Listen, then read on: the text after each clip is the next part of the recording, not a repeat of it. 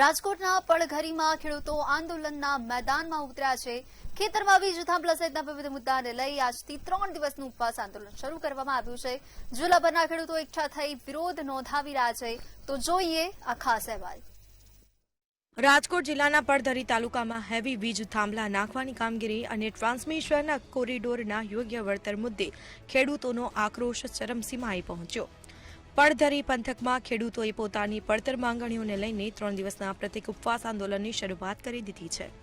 આ આંદોલનમાં તાલુકાના વિવિધ ગામના લોકો અને અસરગ્રસ્ત ખેડૂતો મોટી સંખ્યામાં જોડાઈને સરકાર સામે વિરોધ નોંધાવી રહ્યા છે। જે રીતે સુરેન્દ્રનગર, કચ્છ અને મોરબી જિલ્લામાં વીજ લાઈન પસાર થઈ રહી છે, એ જ રીતે પડધરી તાલુકામાં અનેક ગામોમાંથી આ વીજ લાઈન પસાર થઈ રહી છે। ખેડૂત જાગૃત થયા છે।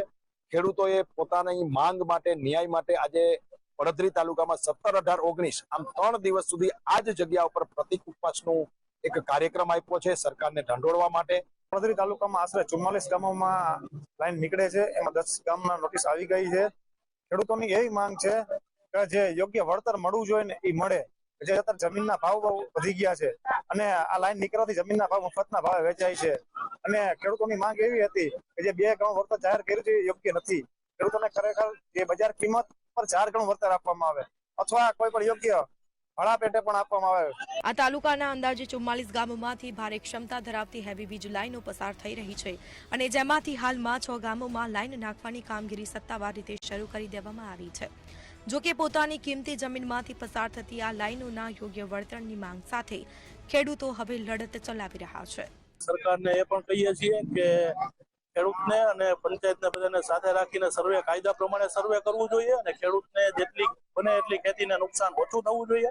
બાકી રહી વાત વળતરની, તો વળતરના પ્રશ્ને ખેડૂત દુઃખી છે અને ખેડૂતને કઈ પ્રોબ્લેમ છે એના માટે જ ખેડૂત આજે રોડે ચડેલો છે, આંદોલનમાં બેસે છે, ઉપવાસ ઉપર બેસે છે અને જો હજી આ માંગ સ્વીકારવામાં નહીં આવે તો દિવસે દિવસે ખેડૂત એકતા વધતી જશે। બીજી તરફ જેતપરના આક્રોશિત ખેડૂતોએ માર્કેટ રેટ કમિટીમાં પણ પોતાનો કોઈ પ્રતિનિધિ મોકલવાનો સ્પષ્ટ ઇનકાર કરી દીધો છે।